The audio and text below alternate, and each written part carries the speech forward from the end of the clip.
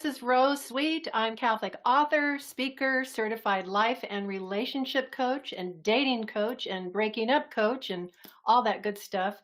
And I'm your host today for Catholic Match Live.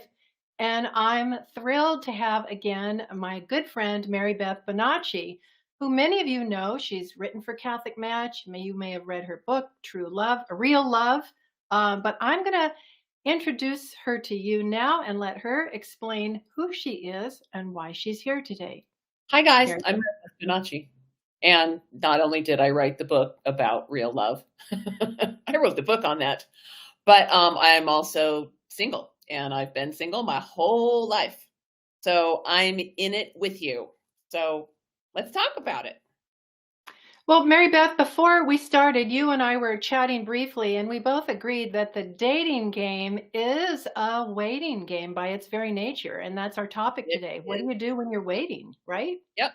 Yep. You might as well do something because you can wait a long time. Well, when you don't have anything to do, I found, and you too, don't you turn inward and start to obsess about all kinds of things, and that's never a good place to be. No, and that's never where God wants us to be. Like, he gave us this life to live, not to wait and put everything. Okay, I'll do that when I'm married. Okay, I'll do that. I'll be a full person when I'm married. I'll live a full life when I'm not married. No, he gave us life to live it to the full now. So you came today with 5 top tips on I what to do while you're waiting. So why don't did. you share those? So, since our topic was fun things to do, I decided the first thing to do should be have fun, right? I Mary mean, Beth, I'm single and I don't know how to have fun. well, I'm so good at having fun. Like, just ask me. Be with people, like, do the things you've always wanted to do. Like, fun looks different to different people. Like, some people think it's like totally fun to like study insects. Yay! If that's your fun thing, do it. Whatever it is that if you could do anything within reason, like, what would it be? What are your interests? Do you just love being around people? I mean, host parties, throw parties, be with people. If you have an interest, pursue it. If you like whatever fun within the realms of morality and good taste, whatever's fun for you. If you've always wanted to travel someplace, go there. You might not be able to do it later.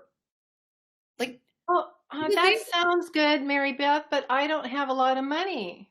and it's the fun within the bounds of what we can afford, but save up. If there's something somewhere you've always wanted to go, start putting a little money aside every month. Get a credit card with frequent flyer miles.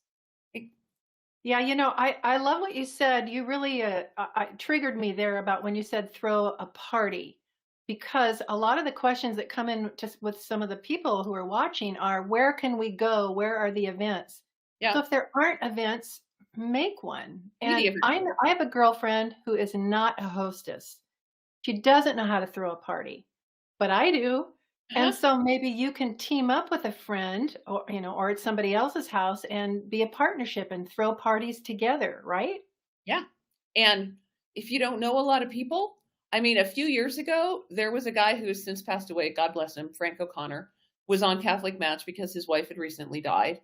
And he organized a local Catholic Match event. Mm. And then we got to be friends, and we got kind of developed this little group, and we did stuff together, and we kind of became this little family. And I sold multiple houses for him. And when he did get married, I was at his wedding, and now his widow is a good friend of mine. So yeah, if you don't know people, well, that's our next one. That's our next Okay. thing. What's number 2? Build community. Here's the problem. I've always said there are 3 stages of the single life. There's, woohoo! I just got out of school and everybody's single and we go to so many parties. Woohoo! And then there's stage 2. Gee, I sure go to a lot of weddings. And then there's stage 3. Hey, where'd everybody go? Right? Because all of a sudden, it's like musical chairs and you're the last one standing. So you want to We need community. John Paul II talked in the Theology of the Body about how we are made for what he called the communion of persons. And we're created to give and to receive love, to live with not necessarily with under the roof, but live our lives with other people who care about us, who want what's best for us, and who we can give ourselves to in love. That's the communion of persons. What happens to a lot of singles is they kind of leave their family of origin. They might be living in a different city or whatever. They have friends from college or whatever. Then they get married. That friend group breaks up and they find themselves kind of alone. They have no communion of persons. So what do they start doing? Oh my gosh, I have no love in my life. I've got to get married. I've got to find someone who will marry me because then that person will love me. Okay, this is dumb. I'm sorry. Totally. It's dumb because when you go into dating, you want to go into it from a position of strength. You want to go into it as, are you good enough for me? Do you love me? Are we compatible? Will you look out for what's best for me? Do I want to look out for what's best for you? Not, oh, please love me. Please love me because I need love and there's no love in my life, right? That's not how you want to approach dating. But let me stop you there, because I think at least 80% of the people who are out there looking are approaching in that weak position. They not on the surface, Yes. but interiorly they totally are. They're so lonely. Yes. So we need to make sure that our need for love is being filled in a healthy way by friends, by extended family, by whoever is your communion of persons. And if you don't have a communion of persons, job one is to build a communion of persons. And I know that's kind of weird. Like, are you my mother? Are you my communion of persons? Right. Right. Well, sometimes, when I'm isolated by myself, for people who don't know, I am married, but my husband is in a long-term facility. So I live alone. And when I'm here for days on end, and I'm feeling unloved or whatever, I go visit my favorite lady down at the grocery store, my favorite lady down at the dry cleaners. I pop in and say hi to my sister down the street. I mean, it's not the same as having a romantic love or a life partner, but it's love and it feels good and it fills me up. It's great. I had a spiritual director once who was he's one of those guys who kind of the antenna goes up and like God speaks to him pretty, directly. And you're like, what do you say? What do you say? And he said at one point, he really felt the Lord saying to me, simple love is sufficient. Mm. We all want romantic love and fireworks and all of that, but simple love is sufficient. And simple love is the love of our friends, the love of our brothers and sisters, the love of our nieces and nephews, our aunts and uncles, our families. And we need that. I mean, even if you get married, you're going to need love you can't like see this one person as the source of all of the, meeting all of your love needs, because that's just one person. Yeah, nobody can bear that weight. Nobody can bear that weight. Too. What's number 3 on your list? Well, number 3 is I could go a couple different ways. Okay, I remember what I said, because it's like, how does it flow? I think I'm going to switch it up. And I'm going to say number 3 is, because what you were saying about meeting the grocery lady, and number 3 is make a difference. Gaudium et Spes 24, which is a document, a paragraph in a Vatican II document, which I'm sure you've all read, right, on a regular basis. Gaudium et Spes 24 says, man, being the only creature created for his own sake, finds himself only in a sincere gift of himself. We find happiness through giving ourselves in love, through loving other people, through kind of making an offering of ourselves. And for families, the place where they do that primarily is in the family. They're giving themselves to their kids in a huge way. They're giving themselves to their spouse. I mean, the demands on giving themselves are huge. But for us, there are not a lot of built-in demands to give ourselves. We can be awfully selfish if we want. We get to live the way we want. We get to eat when we want. We get to spend our money the way we want. We get to do everything. And it starts to feel very empty. So find ways to make a difference. And not only we'll talk about how that helps make a difference, but it also helps you build your communion of persons.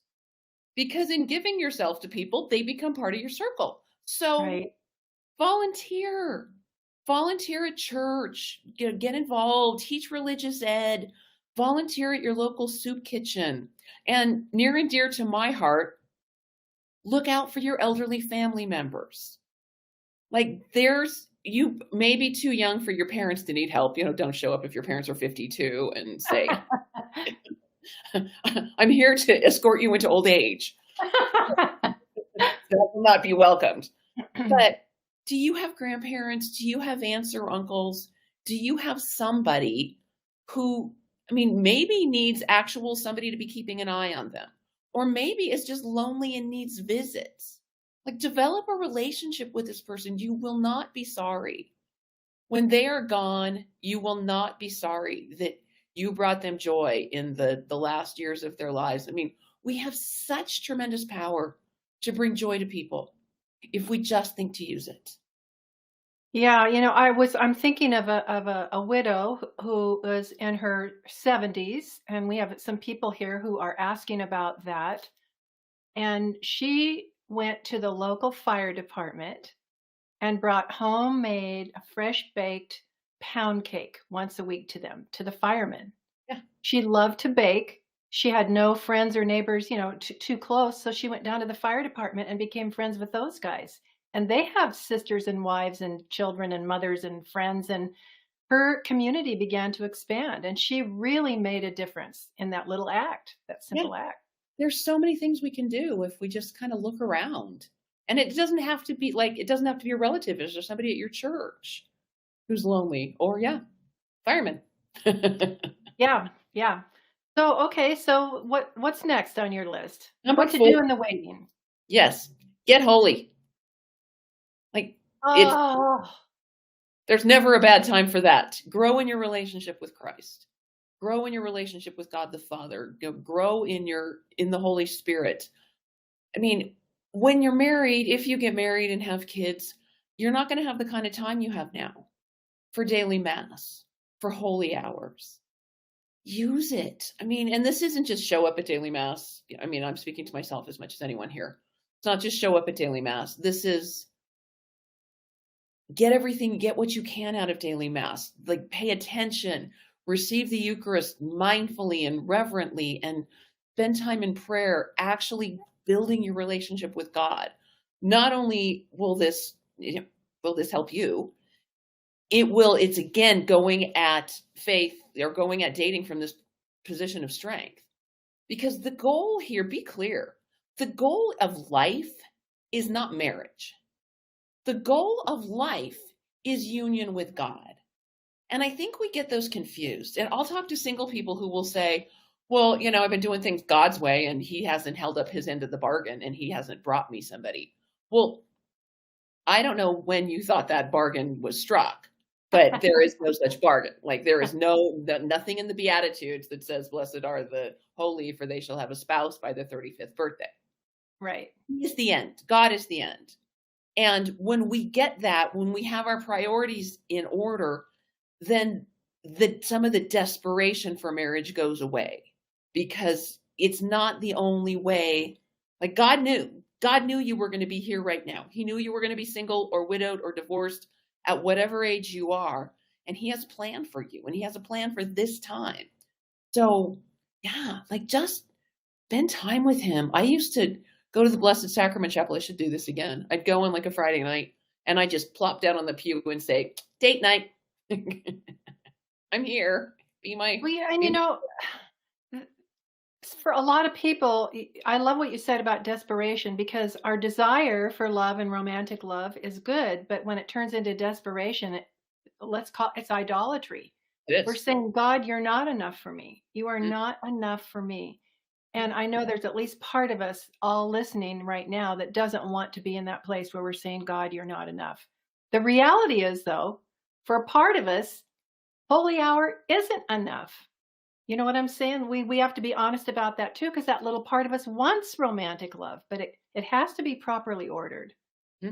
There's a wonderful book by Jacques Philippe. Of course, every book by Jacques Philippe is wonderful. But there's one called Searching for and Maintaining Peace. And he has a section in there about how we tend to think that our life has to be different in order for us for it to be right. Like, God is not to be found where I am now. God will be found once I get my health back, or once I'm married, or once I'm living in this different town or have this different job. And he says, no, like, the time is now. God is there in your life now. And we tend to make idols of all these other things and think life can't be right until we have them. And But, of all the things we idolize as singles, marriage is, I think, the biggest one. I'm thinking of movies all of a sudden where we've seen like a young woman sitting at a dance and she has like the perfect guy next to her, but she can't see him. She's looking around the room for somebody else. He's Mm-hmm. not good enough.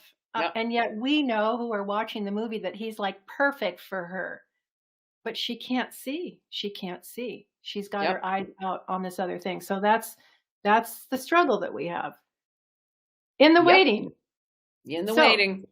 where else are we on? We're down to our last one on your list. Number 5, after we've gotten all the holy and the community and everything underway, build a financial foundation.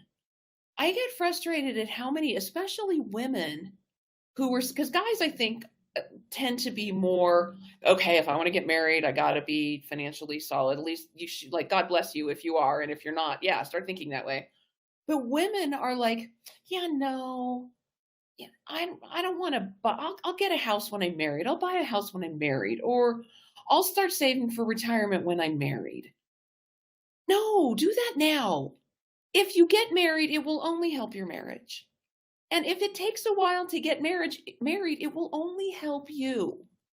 I read somewhere years ago, so probably the figures might be different, but it said, if you put away $2,000 a year toward retirement from the through your 20s, from the time you're 20 till the time you're 29, and then never put another nickel in, you will have more money at 65 than if you put $2,000 a year away starting at 30 and all the way to 65. And I know, Yeah. like, if you're young right now, you're not thinking about that. You're not thinking about retirement, and I wasn't, and I wish I was, because now I'm playing catch up. And yeah, well, I'll be married by then, and somebody will be supporting me. No. But the Well, one thing I'm super grateful about is that I bought a house when I was 33, because now I have a paid off house, and that's half of my net worth. And it might not seem important right now, but when it does seem important, you're going to wish it had seemed important sooner. And this well, is a service to you and to your future family if you have one. yes, because that also puts you in a position of strength and not saying I need a man to support me. Mm-hmm. Well, Uh-huh. here's another thing that I run into. Older, especially widows and widowers. I know I have a few clients who are widowed or divorced for a long time, and they're financially set, but they're only in their late 50s, early 60s, and they're not working. They don't have to work. But I'm Mm-hmm. like, you should get a job. Why? Because it will build community. You'll meet friends. You'll have people to love you, you know? Mm-hmm. Just go get a job. What are you good at? If you don't need to work, that doesn't mean you shouldn't. Work is important for everybody at Not every age. not needing to work is the best possible situation to be in, because then you can get whatever job you want, no matter how little it pays, no matter, like, I keep thinking, my father retired, he was forced retired at 65, and then he started teaching at this teeny tiny little school that it was an independent Catholic school that didn't pay anything, but it didn't matter because he was ready to retire and had a pension coming in, and he taught it. They made him principal when he was 82, and he didn't quit till he was 89. Yeah. Yeah, we're made to be doing something we're made for work. Like, it's clear in Genesis. We're made for work. We're made for Yeah. love and work. Yes, yes. And we don't have to work till we're dead, but we need work in that whole equation. Okay. Before we move into the questions, why don't you just recap your 5 for us? Okay. Number 1, we don't have little numbers going ting, ting, ting, ting. Number 1, have fun. Enjoy your single life. Travel. Do the things you've wanted to do. Okay, now I have to remember what order. 2, build community. You need people. You need people who love you as you are, so that you're filling that need and you're not desperate and pathetic when you're. Number 3, make a difference. Volunteer. Love the people around you. Make your world a better place because you were there. Number 4, work on your spiritual life. Get closer to God. Get holy. Number 5, build a financial foundation. Start to save for retirement. Buy a house if you can. There you go. Those are good things. I know there are so many more, but these are good to think about, pray about, and then take action. Okay, so we have lots of questions coming in. Yeah, I've been talking, not looking. So Let's bring them on. Okay, here's one from Kate. I'm not sure why we depend on online dating. What happens, or why can't there be a singles network for parishes? Years ago, I heard that in Jewish synagogues, they actually know who the single people are, and they're active because they're, this big in their culture. There's what's a yenta, it's someone who is a matchmaker. So yeah, I think we need a little more of that culture in our church. Well, I had the same question at one point in my life. So I marched down. I realized if nobody's going to do it, I didn't want to sit here and whine about it. So I said, Father, can we start a singles ministry? And he said, well, what would that look like? And blah, blah, blah. And I said, well, we'll just get together for a potluck to start. He goes, that sounds great. It was a thriving singles ministry for many, many years. Now, those things usually die down because the leadership moves on. So you want to be able to pass the baton. But if you want something at your parish, ask God to give you the courage, the grace, and the foresight to maybe get it going yourself. Yep, make it happen. Okay, where do I go? I meet no one in my community. I meet no one in my community. This is tough. Let's go down into that for a minute. Do you really not meet anyone? Mary Beth, what would you say? Next question being, what are you doing to meet people in your community? Because Dr. Phil used to talk about in dating, and I don't know if we're talking about I meet no one that I want to marry or just if I meet no one to build community. But if we're talking about, either way, we have to go out and we have to get active because they're not going to stop by the sofa. That's the Dr. Phil line, waiting for Mr. Right to just swing by the sofa. Yeah, no, I love that. Yeah. It's you know what? We know this. Everything worth having takes effort and risk. So and here's the whole thing. We want to wait and we want it to happen naturally. That's not realistic. So get out there. You're right. Yep. Okay. So here's another one. What about people over age 75?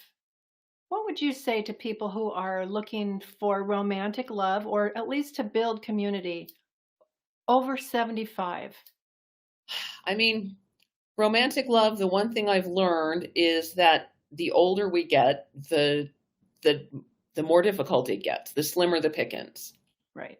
So I think, it's the same answer as, for romantic love, I think, go to the target rich environments, get involved in your church, get involved if you're looking for a good Catholic, where else are you going to go? Your church, your diocese, whatever Catholic events, go to them. B, this is why CatholicMatch exists.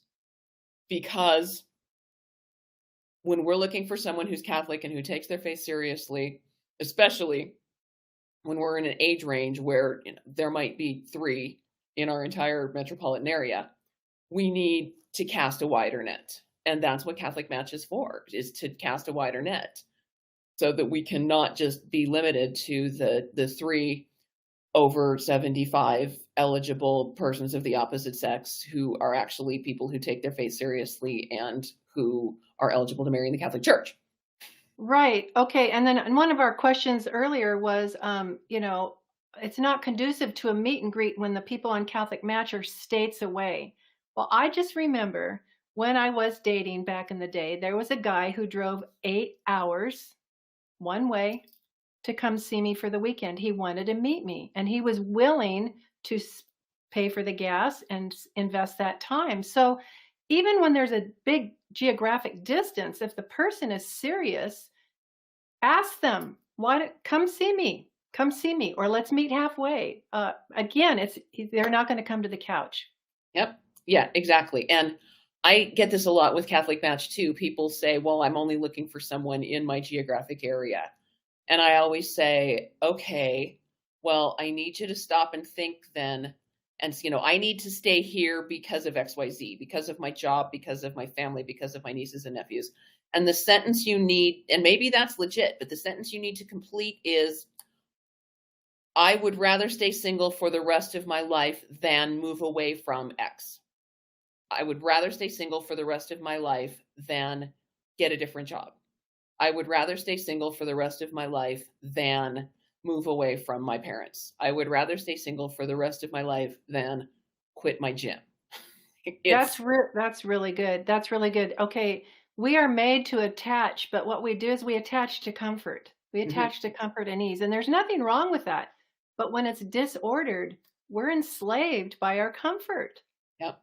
And the right? reality of being Catholic and wanting to marry someone who shares our faith is that there are not that many people like that in the world. And CatholicMatch is performing this service to bring us all together. But you know how it is. You go through your own city and you're like, oh, I know him. I know him. I know him. I know him. And Oh, yeah, here's what I always say too, is go to some of the beautiful Catholic conferences that are all around the country. yes, I have met so many friends. That's how I met you. that's right.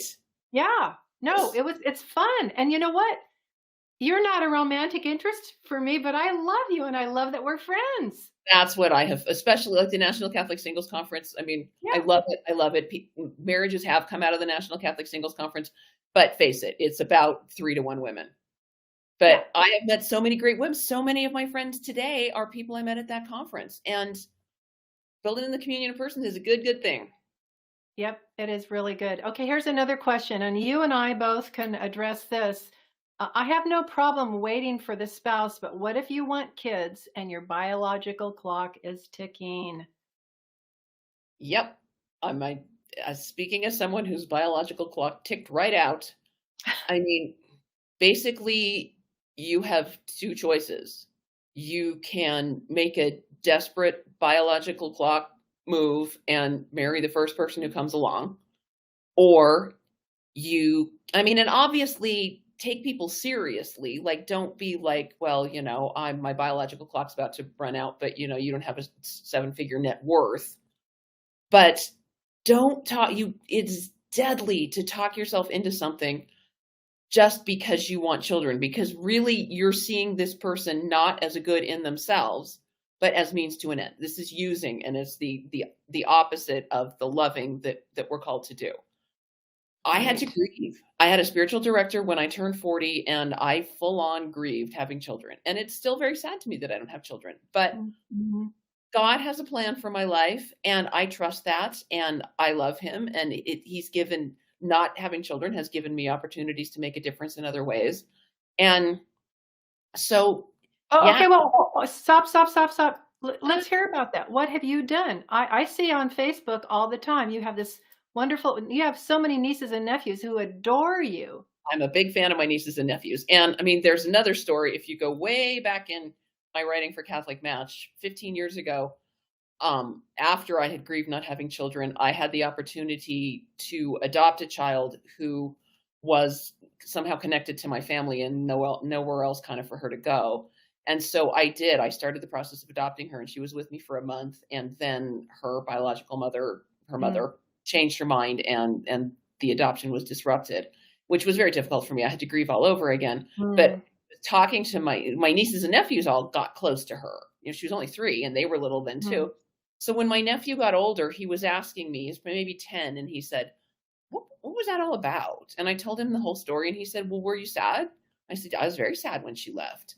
I said, but the one thing is, if she had stayed, I wouldn't have been able to have the role that I have in your life. I wouldn't have been able to spend as much time with you. And this 10-year-old boy, my nephew, says, don't you ever adopt another.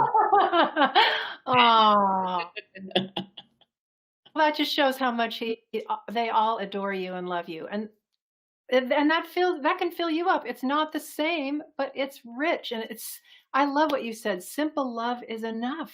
Yeah. Yeah. And I'm so blessed by those children. And I remember when Anna was very little, like maybe 2, when I was saying, Baya and Papa were my mommy and daddy when I was little. And she said, who was your aunt? Like, because I didn't have a normal aunt role. I had like you stay at my house multiple times. I see you multiple times a week. You stay at my house whenever mommy and daddy go out. Like, I'm like super present aunt. And she thought everybody had that. That's really sweet. Okay, so there's anything. Let's see what else is here. Oh, being a guy with all these women, that's really hard. Any gathering usually at church is mostly women and hardly any men. What would you say to that for the Well, men? on what I you're mean, for the looking for. women. Yes.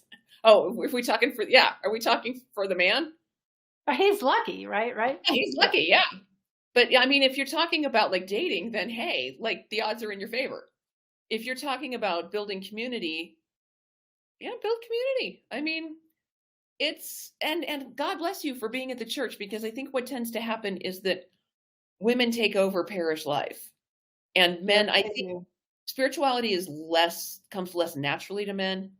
I think because we're a bride of Christ, and men don't like to think of themselves as brides, and it's submissive. It's submitting to the will of God, which is, again, I think, kind of more difficult for the male brain makeup.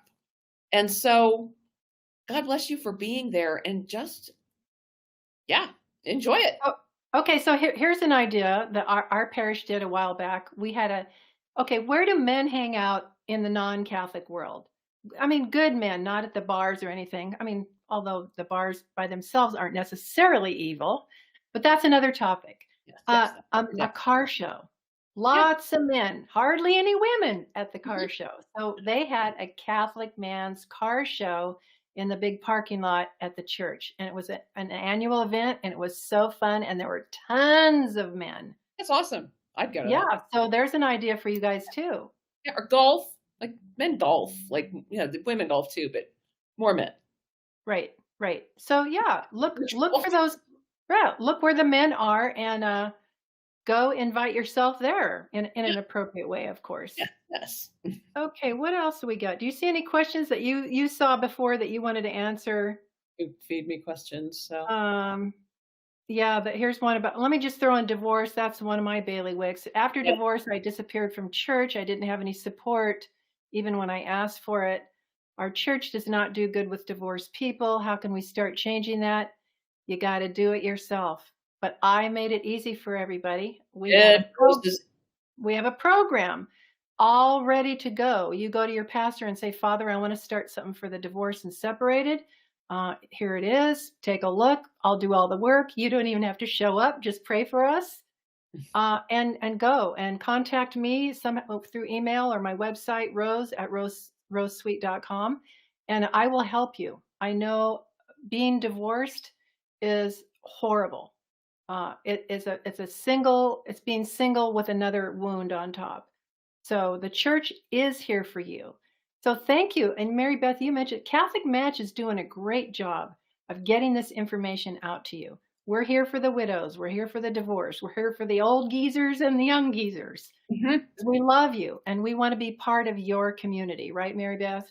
Absolutely, yes. And if you're not, I mean, a lot of people have told me they haven't gotten support from their parishes for, they felt kind of ostracized in their divorce.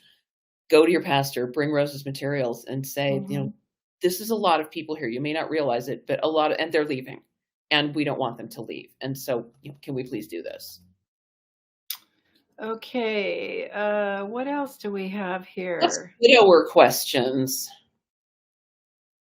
How can a widow with limited transportation date? How long should a widower wait to date? Are you going to discuss widows dating?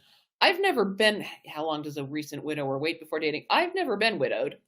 So in terms of how it's different from never married dating, I mean, I can speculate, like you have a spouse to grieve. And so there are like kind of dangers around that, wanting to replace that person or compare everyone to that person or hold everyone up against the idea Yes. of that person. There's the fact that you probably haven't dated in a long time and you're getting back into a dating world that may be maybe considerably different. Get the maybe out of it. It's considerably different. We're widowed after 5 years of marriage, it might not be that different. Okay, okay, If okay. we're widowed after 50, then very different. Yeah. No, no. Yeah. So, I mean, really, all you can do is is, I mean, be healthy and again, have that good community. And then I was going to say jump in, but you can tiptoe in. I mean, there's no obligation to start dating soon. If you're asking how long you need to wait, I would be careful of just trying to replace this person without fully grieving this person. I think men especially have this tendency. They like being married. They like having a woman around. And so one's gone, so they just start looking for another one. And you really do. That's gonna lead to trouble down the line if you haven't grieved the loss you've had. Yeah, and you talked about using versus loving, and we can all do that, whether it's widow or divorce or even just never been married. It is attempting to fill the hole, Uh-huh. attempting to fill the unmet need with something or someone, and that's not fair to the other person ever. And that's where, and what's the solution? To go back to what you said in your list is to work on your relationship with God, however that looks for you through the Catholic lens, um, to see God as a person. He revealed himself as Father. He revealed himself as spouse to the church. So he's really a person who sees you as a person, created you as a person, and wants to be in communion with you and Mm, love you and fill you up and cry with you and laugh with you. And that is the joy of a rich and full Catholic life. And everything else, marriage, family, children, has to come under that and close to it. But after that, that's a properly ordered life. absolutely. Absolutely. And it needs to be properly ordered. And you don't need to, I mean, if there's going out for coffee, there's nothing wrong with friends first, with taking this slow. If you're like, oh my gosh, I'm so nervous. I haven't had been on a date in 30 years. Going out for coffee is going out for coffee. It doesn't mean you have to fall in love and marry them. I mean, you're making friends. Start with that and don't try to look at everybody just through the lens of look at you. You've had an interesting life. Like, tell me about it. Tell me about you instead of just are you the right person for me to marry and do my life with? Going through I mean, I've dated people who literally are going through a checklist. Like not only the first date, the first conversation, like boom, and I'm like, I'm out. Like, You know, I don't need this. there are some comments in the questions about I have a face only a mother would love, and I'm serious. What do I do about that? Well, if that's the truth, that you do have that kind of a face, make sure it's clean, make sure Mhm, it's fresh, and make mhm, sure you have a sparkle in your eye and a smile on your face. mhm. Because people who are really looking for good love are looking for that light of love that's coming from you. Exactly. Yeah, if you're focused on yourself, um, people are not going to be attracted to you. Yep. So, be filled with God's love, come from a place of strength, like Mary Beth said, and be joyful and happy and spread that around. They're not going to notice your face as much. I mean, we women who do the makeup, we know all the tricks to hide all the flaws. Yep. But hiding that flaw is by having an attitude of love and Yep. gratitude and And when joy. you look around the world, you see all kinds of people with faces only mothers can love, with Right. spouses, and. Right. Right. But they have a big smile or a twinkle in their eye, or they have genuine compassion. And Stop some. those things, the things in the heart come out in the face. Yep, yeah, because I've seen some very beautiful people who were not so beautiful after about a 5-minute conversation. Yeah. Me too. And we don't want to be those people. No. So anything else? Any last words of advice or encouragement that you have, Mary Beth, for everybody? All I can say, like there have been so many, like we announced this was the topic was 5 fun things to do while you're waiting.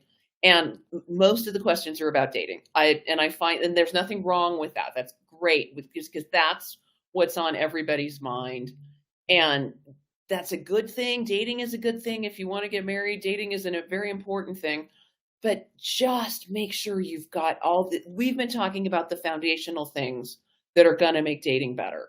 Like, not the dating advice, like, how long do you wait before X or like, but foundational before you like the stuff you want to have kind of, I mean, you don't need to be perfectly holy before you start dating, but make sure that your relationship with God is in a good place where you can discern. Have good community. Don't start dating if you're in a position of I am desperate for love. Yeah. So, in terms of dating advice, we've been giving dating advice. It may not have sounded like it, but it is. Yeah, And no, you're right. It's foundational. Mhm. And that the And end is not go marriage, ahead. the end is union with God. Yes, that's what it's meant to lead us to.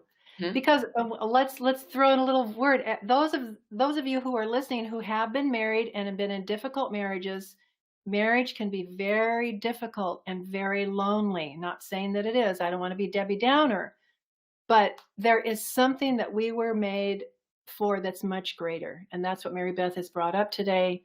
And I hope she brings it up the rest of her life because it's Yep. what we're here for, and that is God receiving God's love, paying attention to God's love, entering into God's love for us, and being so filled with it, we're not like, please love me, right? Mhm. Yep. So with that, I want to thank you. I know I'm going to have you on again because Great you're hours so on this. you're fun to be with, and you have lots of good advice. So everybody, tune in next month when we have this Catholic Match Live. We love you. We keep you in our prayers, and we will consider everything in your greatest good and be there for you in any way we can. God bless you, and see you next time. Absolutely. Bye-bye. Thank you all so much.